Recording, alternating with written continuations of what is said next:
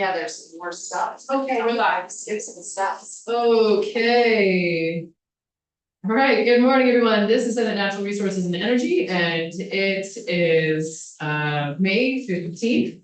We have actually already been in meeting this morning, but we were just in a joint hearing with transportation about the executive order from the governor regarding the clean cars and trucks rule delay or enforcement delay. Anyway, so we are back to our room here and looking at I believe a new draft 4.6 of H 319. We're going to start with the language about Rygate, and I'm going to turn it over to the legislative council. Thanks, I guess the Office of Legislative Council. So in draft 4.6 of H 319 amendment, sections 33 and 34 are the Rygate language that you have been discussing. So section 33 is what I walked you through yesterday, and that has not changed.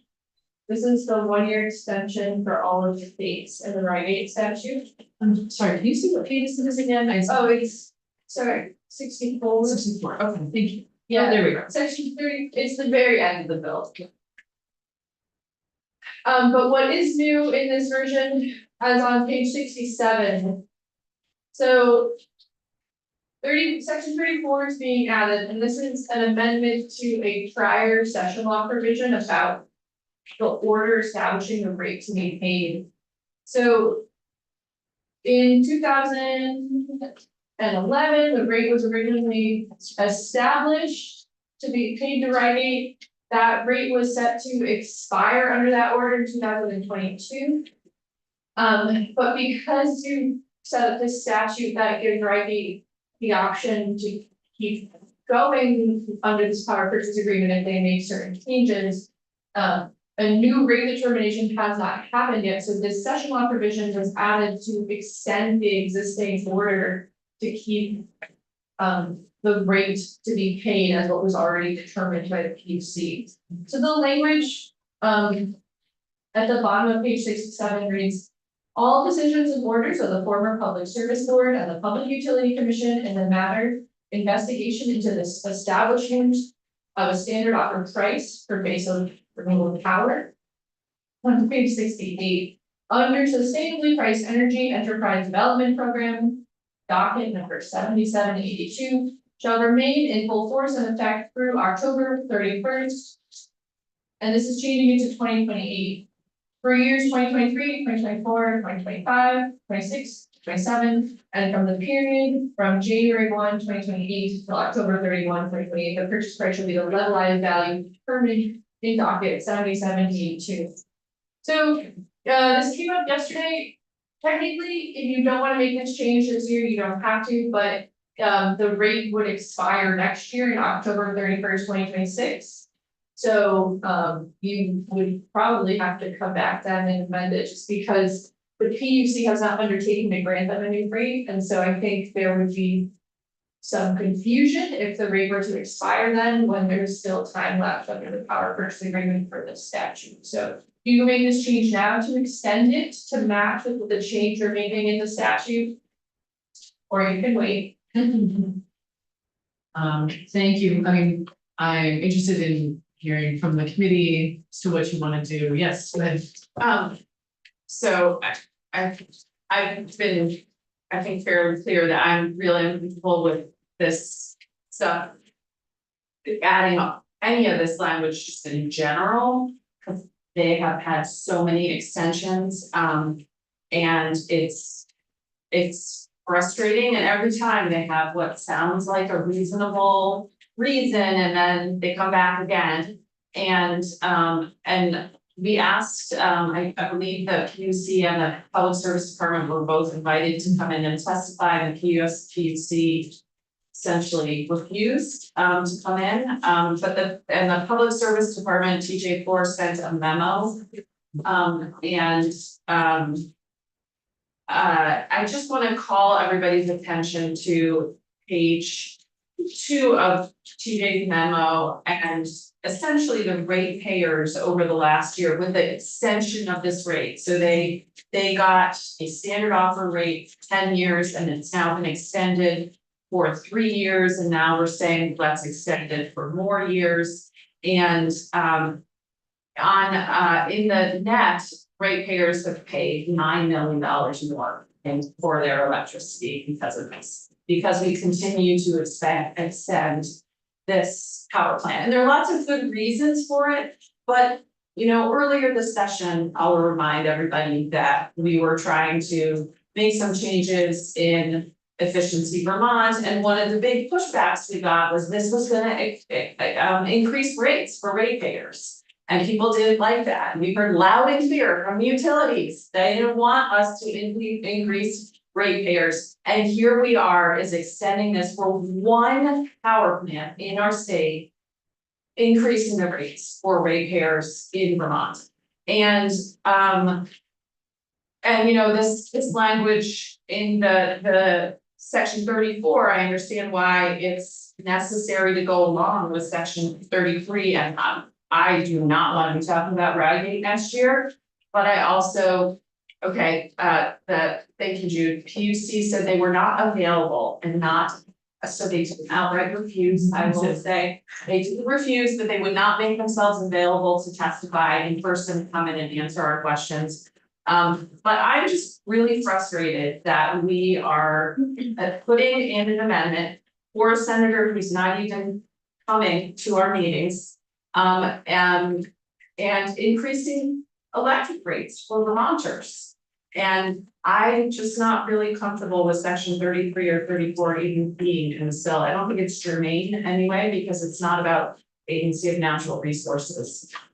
So I guess I would like to make sure that the rates go down. We also heard testimony earlier this session. I believe the Public Service Department said outright that they thought the standard offer program should die a simple death or something like that. I can't remember the standard offer. So this is just extending a standard offer program for one particular, when we wanted to extend it for community solar, and we got tons of pushback on that. And now to extend it for a wood burning power plant, and I understand all the economic arguments. I've heard it before. This is the third time in a row that I've heard it. So just expressing my frustration and the fact that this is costing Vermonters money every single time we extend it.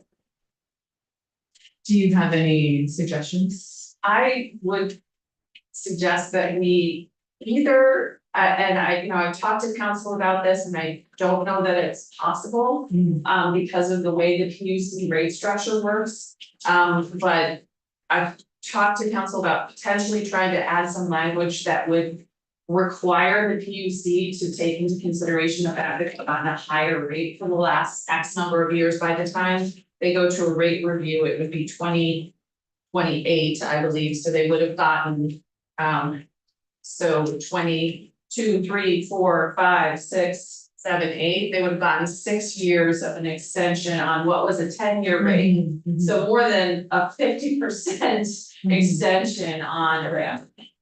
Without my fingers. So I think that I would like the PUC to be required to take into consideration the fact that they've gotten a higher rate than they should have gotten. However, and I'll let Ellen speak for herself, I think there are challenges to doing that.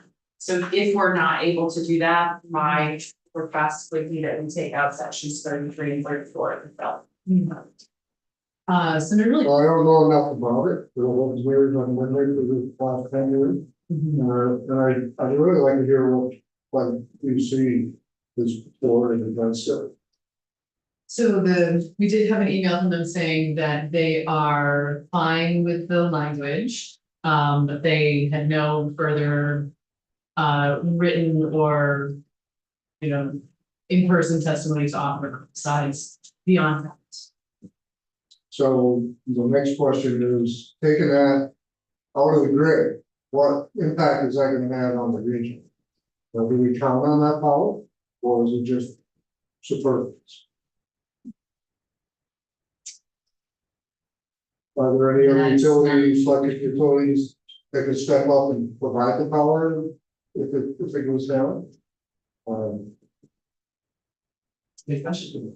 I mean, my understanding is that would be, we can actually probably ask some of the people that are here, but, my guess is they like to have contracts.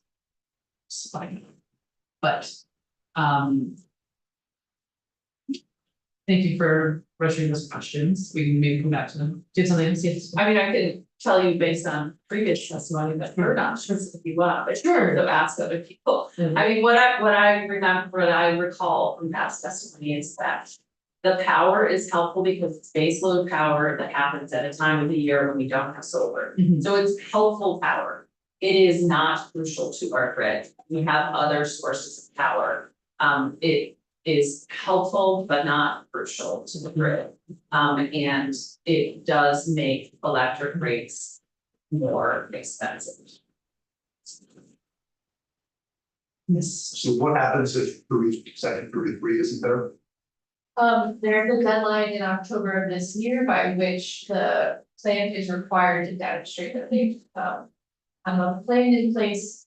And then they've taken certain steps. If they do not meet that deadline, the department is supposed to investigate where they are in the process and then report to the commission on whether or not the rate being paid that shall cease and the obligation shall cease. And so that deadline is coming up in this fall. Should the rate cease, the plant would be free to sell their power on the market or seek contracts with utilities elsewhere. It would be the end of the obligation for the Vermont utilities, for all of the utilities to be purchasing their power. Sorry, can you explain that last part again? Sorry. So 8009 requires all of the utilities in the state that are not exempt, so Burlington is exempt because they have their own biomass facility. To purchase all of Rhinegate's power on a pro rata share basis, so the utilities in the state divide up and pay Rhinegate for all of its power. If the statute were to go away, or if they were to fail to meet the obligations in the statute, the obligation would cease. Rhinegate would have the ability to continue to operate as a plant, but they would have to seek to sell their power on the open market or make a contract with a specific utility to purchase their power. Okay. What I'd like, yes. Can I add something in response to Senator Hardy's other question? So in part of the statute that's not reflected in your amendment, subsection D dictates what the PUC is supposed to consider when they do the rate determination. They're supposed to calculate the avoided cost. That's pretty standard for all rate cases, and there are state and federal limitations on what can go into that formula. But additionally, there are some other specific aspects of the calculation in subsection E. So in determining the price under subsection E, the commission may require the plant proposed to be used to satisfy the requirement. To produce such information as the commission deems reasonably necessary. Number 2, shall not consider the following in determining the rate. Capital investments made to meet the efficiency goal established in subsection K. Revenue generated by the capital investment made to meet the efficiency goal established in subsection K. And operational costs and operational impacts associated with the projects or projects to meet the efficiency goals established in K. And they shall consider sharing the with the utilities the benefits associated with the waste heat that may be used to benefit a facility that does not provide base load renewable energy. So there is a specific provision that the capital investments, the revenue generated, and the operational costs from the efficiency project are not to be part of the rate calculation. And is that dictated to us federally, or is that sort of self-imposed? This is part of the statute, yeah, because this is kind of an unusual structure. You're having an electric generation facility along with this other efficiency project, so with defining the line of what is part of the electric generation, which would be part of the rate determination research of your two here. And so can we add something to that list? This list? Yes. Potentially, yes. Okay. Senator Bonds. Is, without section 33, it seems to me it's in our interest to get this work done, increase efficiency by 50%. Does the incentive to do that go away if we don't have section 33? Probably. If they're not required by law to do this, I'm not sure. The downside for them is to increase the standard offer without having to look at the market, so that, but the state would lose just 50% efficiency. Okay, so I would like to take a quick break. So we're taking a quick break. Let's plan on, actually, so when do we have? Mike's coming at 11. Let's take a 5-minute break.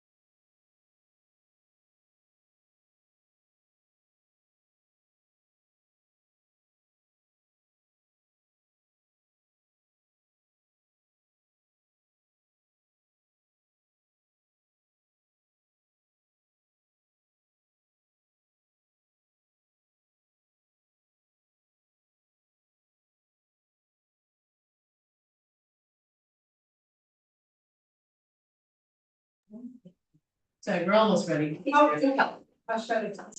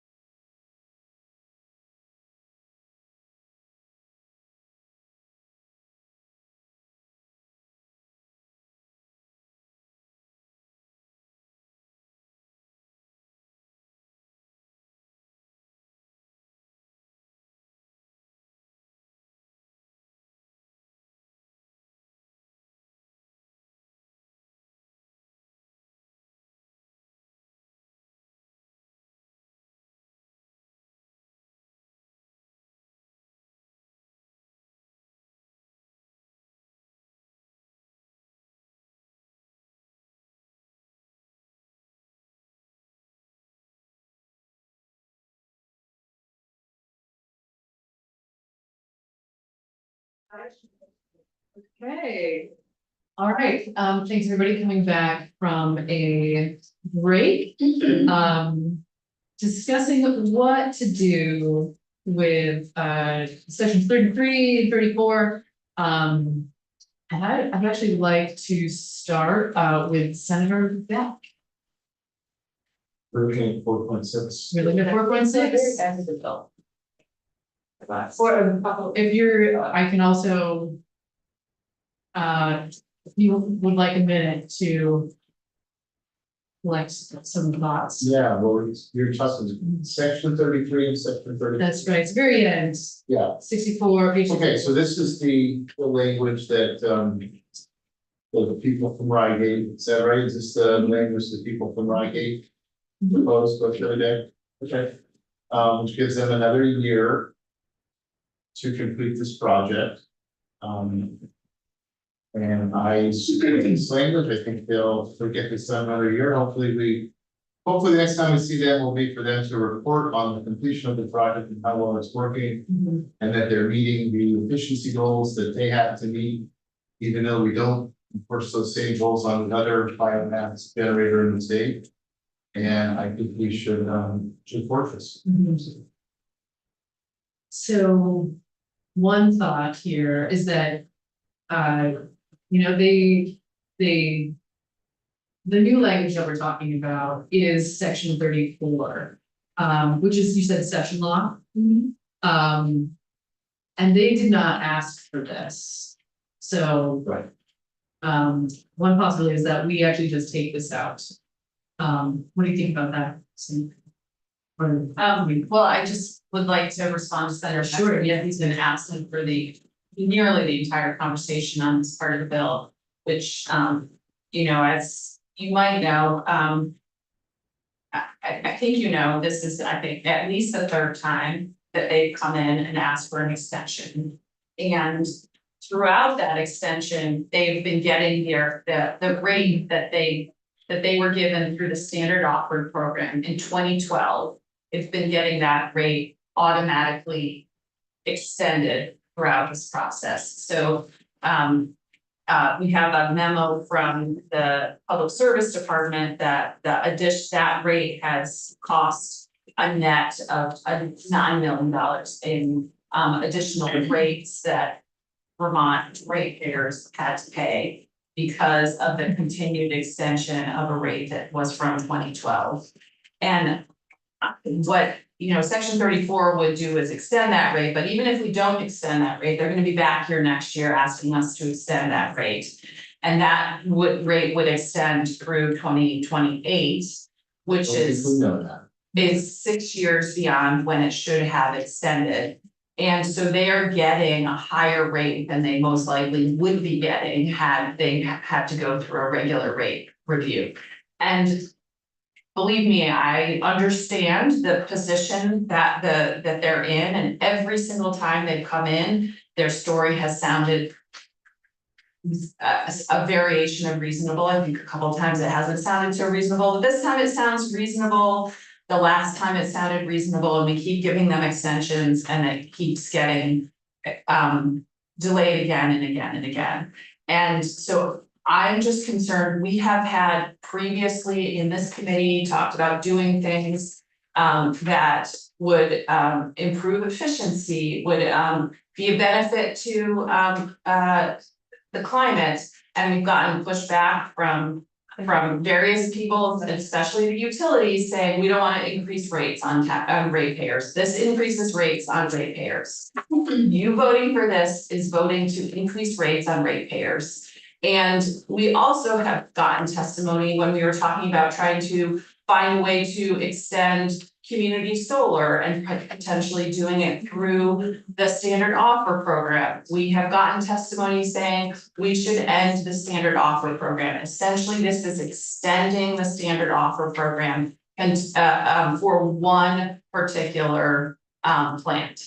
And so I have expressed my frustration about this deal, just in general, continuing to be extended. You have not been here when you asked us to do this. And you asked that this language be included in the miscellaneous bill, and you have not been here for the discussion. I made no request for this language to be deleted from the bill. That was my impression. So Two impressions either. I did not request for this language to be put in the bill. As far as the just section 34 of the rate extension, nobody has asked me to put a rate extension in the language. The chair has recommended that we might remove section 34 since nobody has asked for it, asked for that. And I am inclined to go in that direction.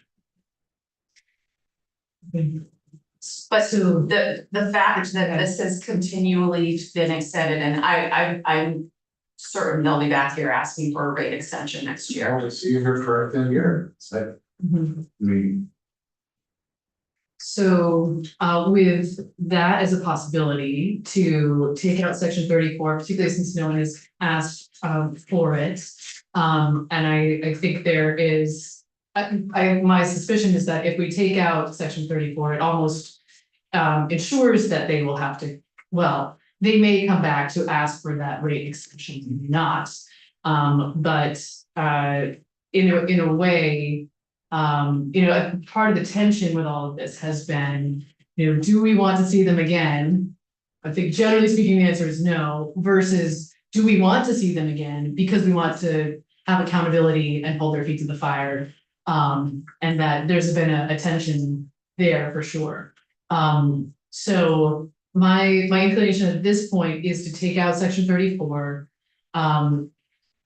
and see and see how they do with it, but if they do come back, I don't want it to be at the end of the session, don't want it to be on a miscellaneous bill. And we need to be talking about this much sooner and be able to have a more robust conversation.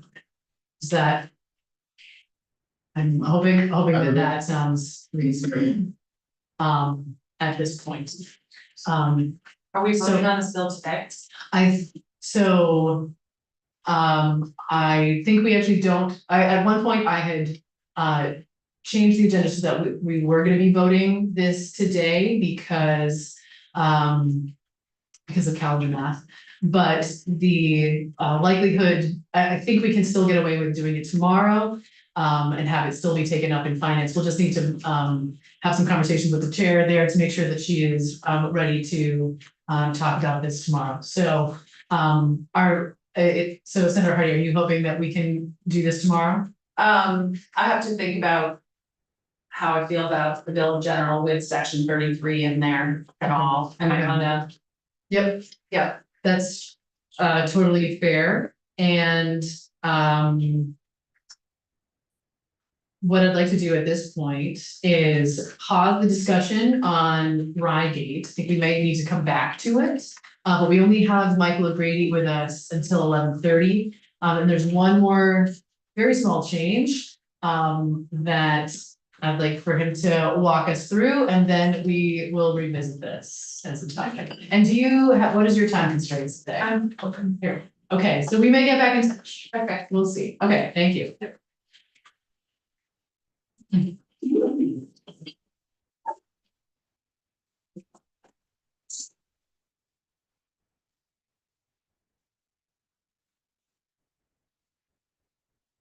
So hopefully you got 4.6. Yeah. This was a 5:14 date, no, 4:14 PM timestamp. All right, I'm not gonna put it on my laptop for the sake of time. You can skip to page 26. I'm walking through the changes, if that was the. Oh, yes, yes. So page 26, line 14, 13, 14. This was the removal of striking out post-consumer architectural paint. And that's part of the convenience requirement. Instead of it being paint products, this is what the paint stewardship and A&R have requested. Yeah, so it's that's that strikeout that was on lines 13 and 14 of post-consumer architectural. That right, so that's one change. I do have another question, though. I believe, I hate to say this out loud, but in number 5, I think we had struck post-consumer architectural for the geographic distribution. And my thought was we were gonna leave that struck, but maybe I'm wrong. No, I'm seeing it. I'm gonna just go directly to Ms. Crowley, go ahead. Allison Crowley for the American Coins Association. We reviewed this latest draft and it looks fine to us the way that it's written. Okay, even with the steaded post-consumer architectural in number 5? Yes, Okay, thank you. Okay, right, as long as, um, just making sure. moving on. You have. 1 second. I just had to something.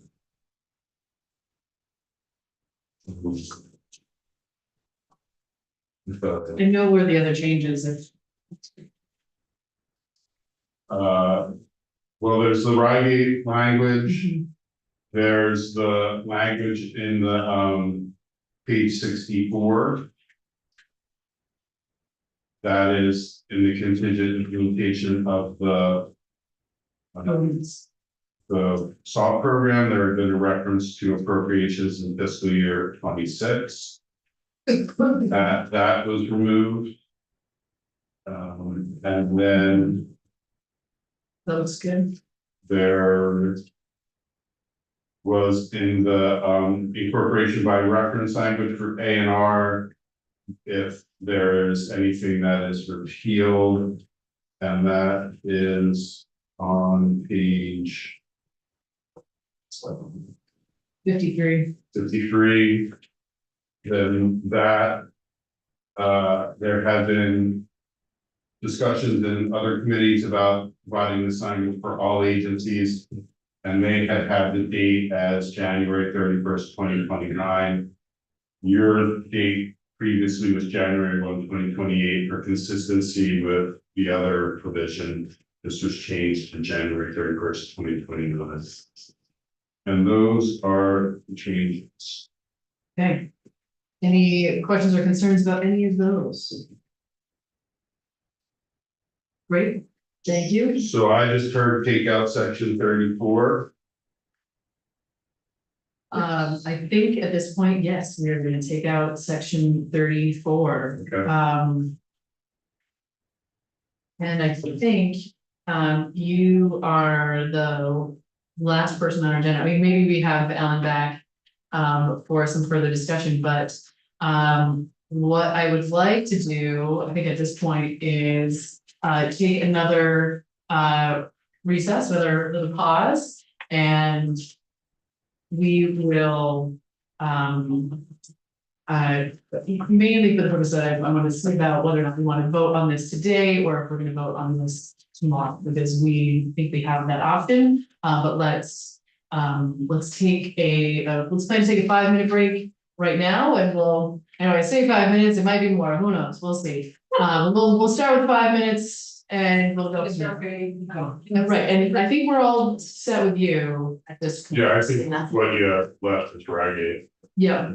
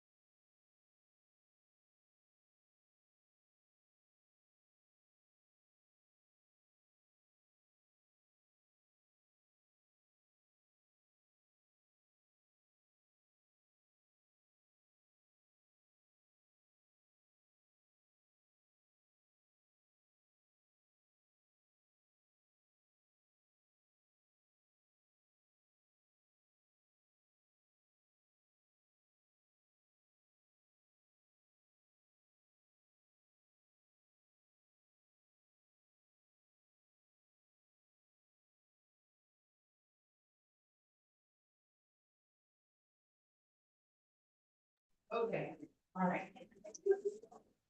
you're all good. Okay, all right, this is Senate Natural Resources and Energy coming back from a break. And I think we are ready to have a vote on H319. Which is very exciting, particularly because this is a big bill and has a lot of stuff in it, so. And we're ready to have a vote, is that right? I think we're. Yeah, Yes, and actually we didn't talk about who wants to make this request. So, You want to? yeah, I would like to make a motion to divide the question and vote on section 33 separately. And then vote on sections 1 through 32 as a package. Oh, 1 through 32 plus section 35, which is the effective, you know. Oh, yeah, don't leave that out. So just, so I would, that's, Mhm. I don't know if I need a motion to do that, but I just wanted to have a separate vote on section 33. I don't think we need to vote on to divide it at this point, Okay. so, but let's. And then the whole bill after that. And then the whole bill after that, yeah. And I think the whole bill is the one that we would record Yes. for the folks Yeah. upstairs.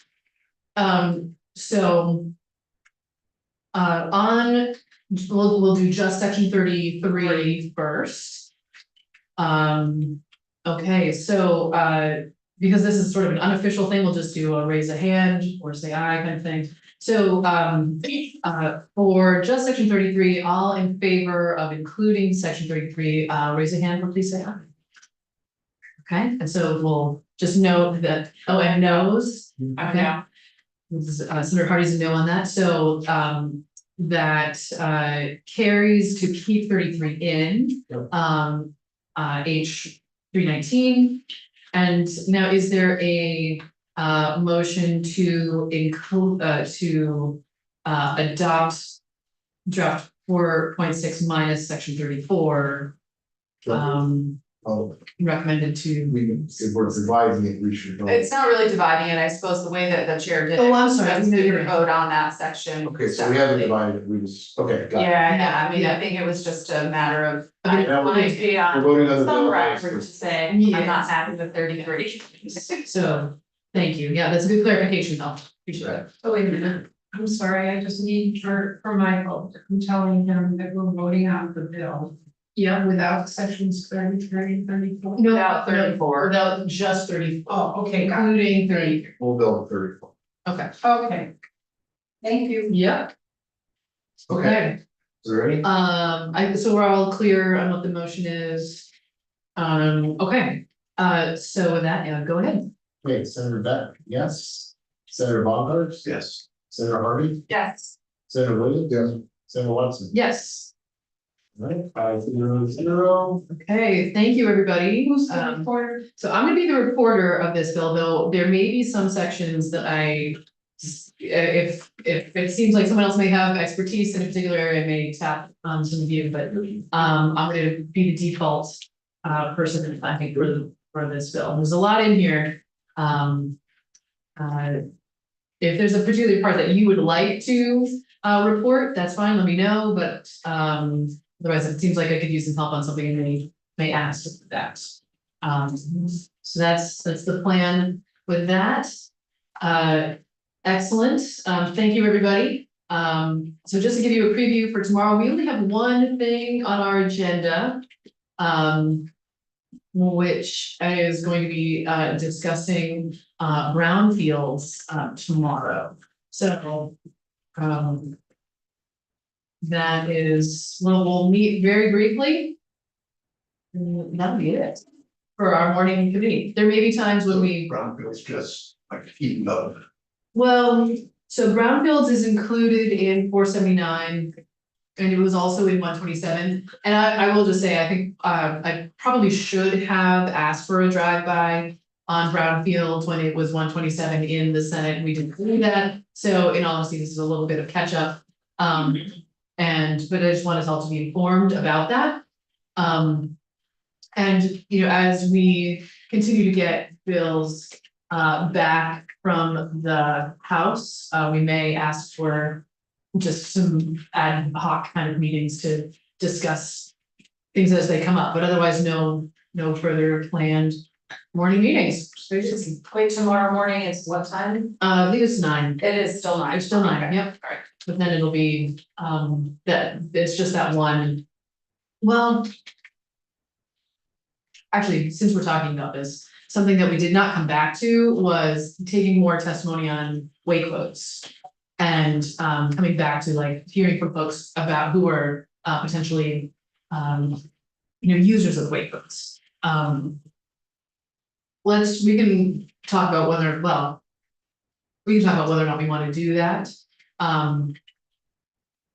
So let's just flag that we may add some more things, but. It is also kind of late notice, so we may not even be able to get anyone in. So we'll see. But regardless, tomorrow is our last day.